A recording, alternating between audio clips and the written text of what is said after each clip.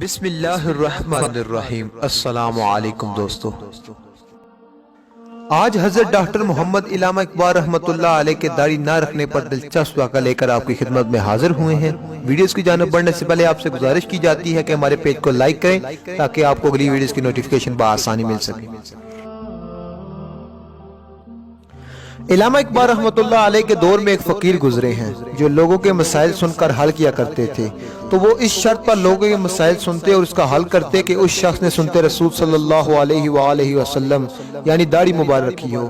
ان کے پاس ایک دن میں لاکھوں لوگ داڑھی رکھ کر آپ کے پاس آتے اور اپنے مسائل کا حل پاتے۔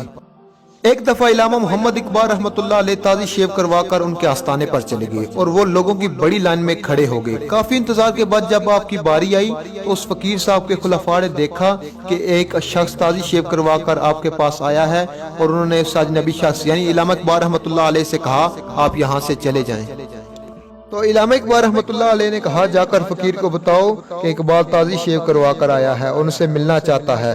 خلیفہ فقیر کے پاس گیا اور پوچھ کر آیا تو اس فقیر نے ملنے سے منع کر دیا۔ اس خلیفے نے آ کر علامہ اقبال رحمۃ اللہ علیہ سے کہا کہ بابا جی آپ سے نہیں ملنا چاہتے۔